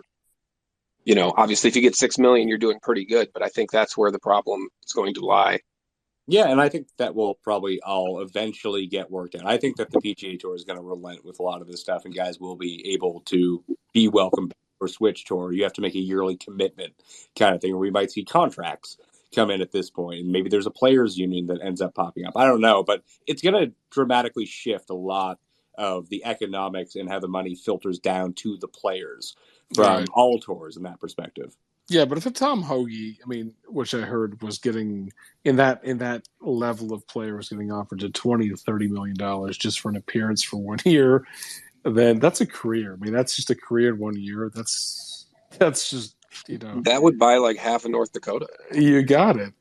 How much of South Dakota though? Like a quarter of South Dakota?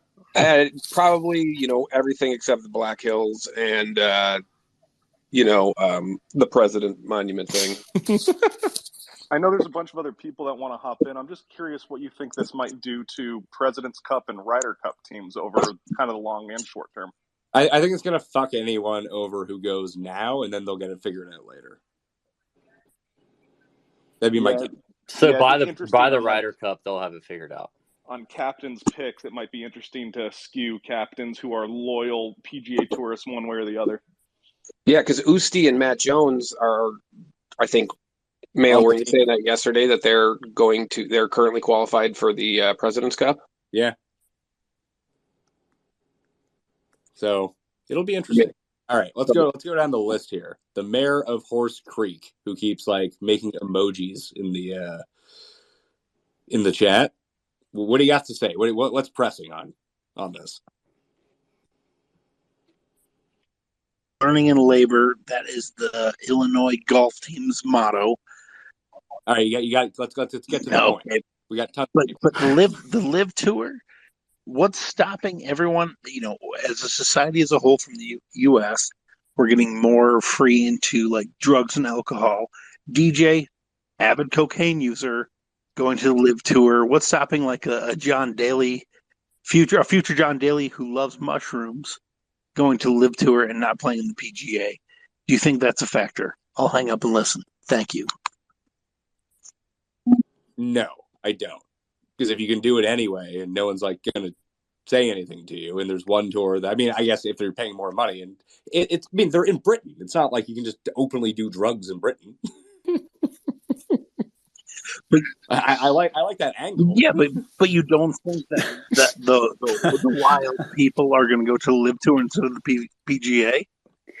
I mean, they should definitely have an event. They should definitely have an event where everyone has to do mushrooms before tee off. Again, guys, they should just get everyone to do like a line of blow every 5 holes, get that heart rate up, and just see if guys can focus enough to hit the ball.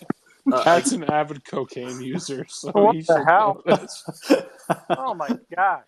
Again, very surprised that Kisner has not already committed to this. So he's going to be there in 2 weeks, is what you're saying? Yes. I think bail off for 20th here, it seems like. So yeah. So are we saying John Daly's kid's going to be on the LIV Tour in like 2025? Yeah, that's true. Might be in the too. He's in college already. So. I mean, the move would be go after Charlie Woods right now. Oh, can you imagine? Sign Charlie to $20 million right now. Locking up C-Dub. All right, we're going to bring in Morgan Darcy. He's been added as a speaker. Morgan, is this about magic mushrooms?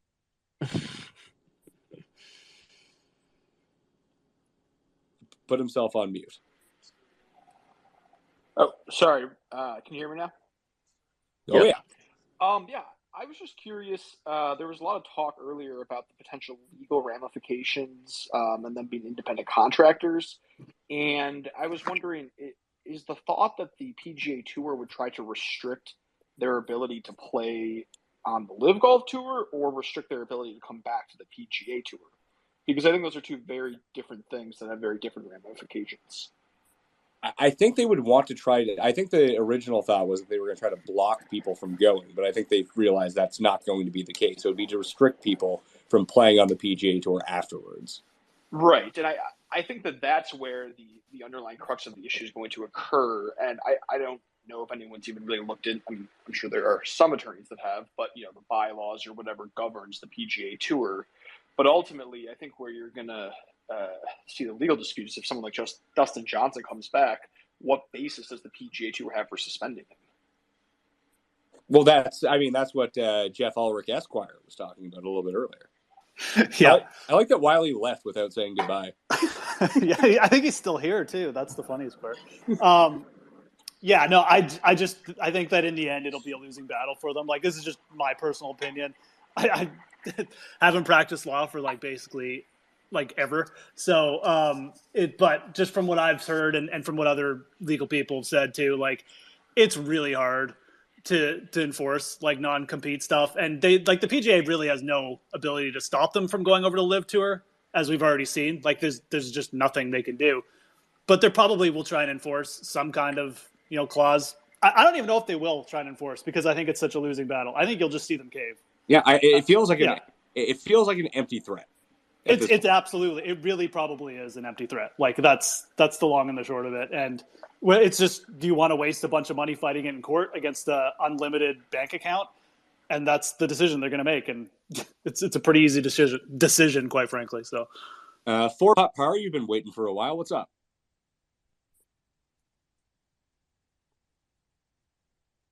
This is your moment, for Pot Power. You should change his name to Harold Varner. What a meltdown. What a meltdown. No. Him and Davis Riley. Way too soon, Jeff. Way too soon. Oh, no, way too soon, Jeff. Hey, I was just as much pain as anyone on the weekend. Trust me, I had both those guys. So God dang it. All right, counting my money, literally. 2 weeks in a row for me. Way too much pain. There he is. Ask Cuss. Way too much pain. For Pot Power has been removed as one of the speakers. So now I almost Irished out, but I'm back. Don't worry. To Bellata, and that's all I can see. Then it goes ellipses. So what's up, dude? That's Bellata. You know what Bellatas are, right? Sure. Why not?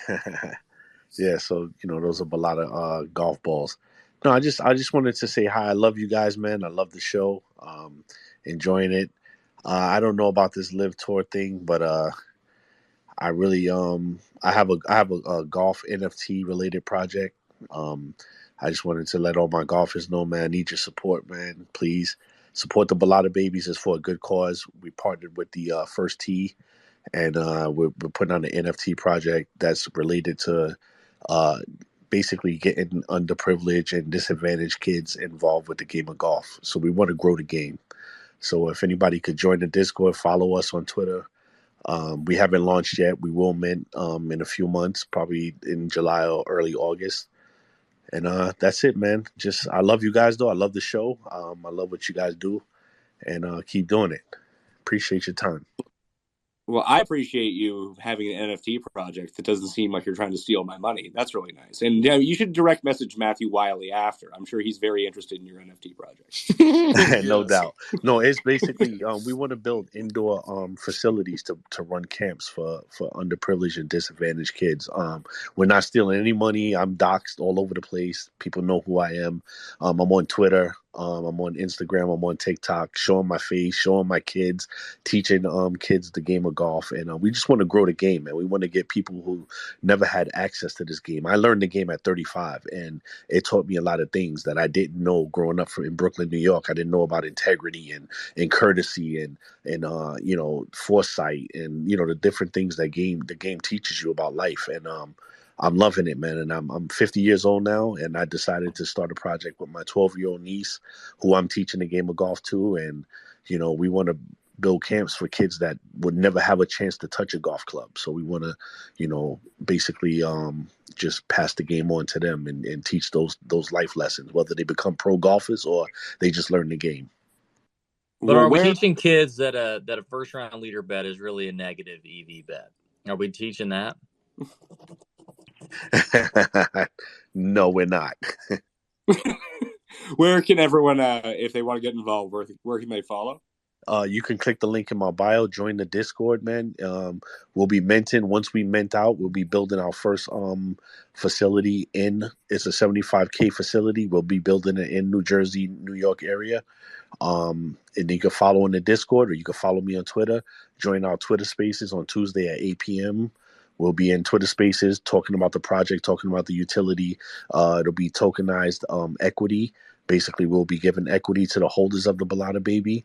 So you own a Balada Baby, you own equity in these indoor practice facilities equipped with locker rooms, with members locker rooms with 150-yard shots, working on your short game in the wintertime. We'll have a babysitter in one area, a daycare in one area, cigar room in the back. Like, it'll be huge. And then we're going to do this for all cold weather cities. And that's our goal. I had this goal for about 10 years now, and it's come to fruition through NFTs. Well, that's pretty cool, man. So, yeah, thanks for jumping on. That sounds like a really cool project. I hope it works out really well for you. It sounds great. We're going to go to KR. What's up? Hey, Pat. Quick question. I don't know if anybody mentioned this on how it affects DFS, but as an official partner, I think it's FanDuel now. Are they going to be able to offer the LIV Golf tournaments, or they? You would assume that they won't be able to, correct? I don't know. Like, DK is a partner too with the PGA Tour. I know because they make me do videos for them, which no one watches, and they don't even air half the time. Either way, I don't think it's going to affect it. The only thing that wouldn't, they have League of Legends still on there. No one fucking plays that. USFL, no one plays that. Like, I'm gonna guess they're gonna have it. The only reason I see Matthew Wiley on is DraftKings will not answer me when they're bringing back Aussie rules football. That's it. Thanks. Hey KR, here's the thing. Here's the smart play. If I had the unlimited war chest that these Saudis seem to have, right? They have $100 million just to defend a legal fight. What I would do is, if I were them, and say, who cares about DraftKings or FanDuel? Let me put up 10, 20, $50 million in just a guaranteed contest of our money. Let me draw all the flies to this, right? So no rake, nothing. You come, you play free, whatever. That's what big marketing and big brands need to do, is put the money directly in the hands of their consumer, bypass all this sort of ad spend bullshit. Is just go right to us. And if the PGA Tour were smart, they would probably do the same thing. But that's what they could do. And that would be the really, really dangerous thing for the PGA Tours if they start going and getting all these consumers to play fantasy sports directly on their app for free. It's a great audience to have because there's a reason that advertisers flock to this space so often, is that because people are knowledgeable enough to put the money online to begin with. They're not. Right. They're comfortable losing all that money. Sure. And they're people who can afford to lose the money, which means they're people who are both savvy enough to get money on the internet to lose. They'll buy stuff at the same time. Like, it's the perfect audience. It's people between 25 and 55 who probably have money, which is the advertiser's wet dream. And that was the funny thing is, when the PGA started promoting their fantasy game, quote unquote, and now it's like, okay, are they planning on taking that to the next step? And like y'all said, that who knows? But thanks again, and I'll leave. I think the biggest, the PGA might get lucky in the fact that it's Greg Norman leading this and not like someone more savvy, because I just don't think Greg Norman cares about what you guys were just talking about. Because you're like, Wiley's right. Like, if they just do some big blowout contests, or if they try and attract people through methods like that, it'll work. But I don't know. I just don't see Greg Norman being that guy. But I don't know. Maybe he'll prove us wrong. Aman, what's going on? You have yourself on mute. This mute thing's a real challenge for everyone, it seems. Am I frozen? Is that what's going on here? No. You're good. I wonder if it's because I can hear you. He might have a locked account. You can't hear him. So All Hey, right. what do you think DJ's salary is on the first DK contest for this thing? 17K? Oh, Yeah, I right. mean, did you have to do a captain spot? Like, did you have new rules for this? Yeah. Yeah, but does he give a rip though? That's the thing. Hey, Yeah. Pat, should we talk some Memorial or no? Is this the bad This is blood? probably not the right spot. I was waiting for someone to bring that up, and 2 hours in, I'm shocked no one has. Okay.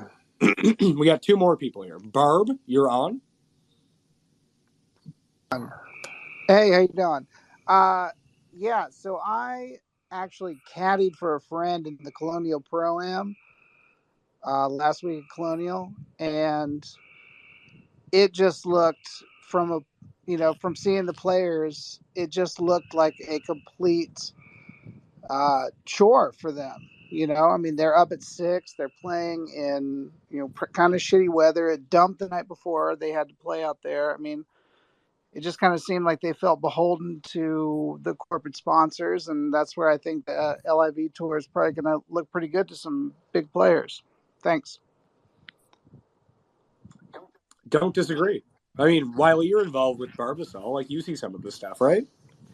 Yeah, man. I mean, listen. I mean, I can't even walk the bar. I mean, it's 150 degrees in the summer. These poor caddies staying at the Red Roof Inn in Nicholasville, Kentucky, grinding it for 4 days at the Barbasol, hoping for a made cut or even some sort of cash. It's just like, okay, at some point there may be or has to be a better model for this, considering the amount of work they put in, right, and the amount of talent that these guys have. And I think the LIV Tour may just be sort of capitalizing on that a little bit, just throwing a shit ton of money into it to do it. And all right, we got the golf. My voice is almost gone, and I have to do 3 shows tomorrow, so this is not good. Golf punting prodigy, you're last up. What's up? Yo. What's going on? Yo. Do you think that Greg Norman's starting this up because he's still salty about his major downfall?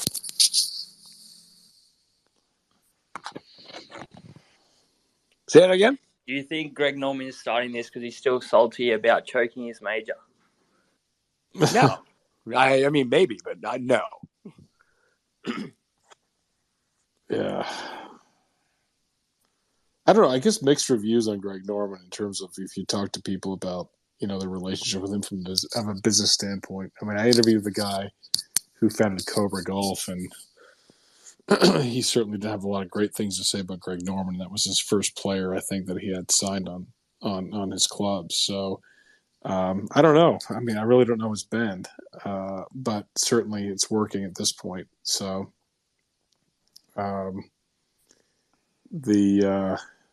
it's interesting to see. I don't know. I mean, Greg's an interesting guy. I have a shark putter in my bag. Is it good? I love it. Oh, well, there we go. Greg Norman. Pat, I swear to God, I was talking. Pat, I was talking there. I mean, I'm in remote part of Canada right now, right? Everything's dark. And I swear to God, an alien ship just landed in my driveway. Well, it's probably a good time to say goodbye because, as you can hear, my voice is almost gone. I wanted to hear what that punting guy wanted, who's going to kick for Memorial, but anyway. That's literally going to die on air. Hey, I appreciate y'all letting me hang out with you a little bit. Yeah, no, this was a lot of fun. Maybe we'll try this again sometime when the next big tour breaks a big field and we have to go talk about it right away. Anyway, I'll be live at noon Eastern time tomorrow. You can tune in then. I'm sure that everyone else who is listed as a speaker right now is also live, except for DB, who's on vacation and doing this instead of hanging. No. My whole crew's asleep, man. I've been having a great time. I've been sipping vodka and having a great time. All right, well, let's end this. I think people can catch the replay of this for 30 days. I think that's what it told me. So, thanks to everyone for jumping on. Thanks for listening. Thanks for requesting to come in. Thanks to the people that requested. I put on air and didn't say anything. That was super sharp on your part. So good times. See you next time. Thank you, Pat. You're the best. I can't believe Greenstream Greg is this old. Bye, guys. Young, sorry. Yeah. See you later, dudes. See you, Matt. Experience! Experience!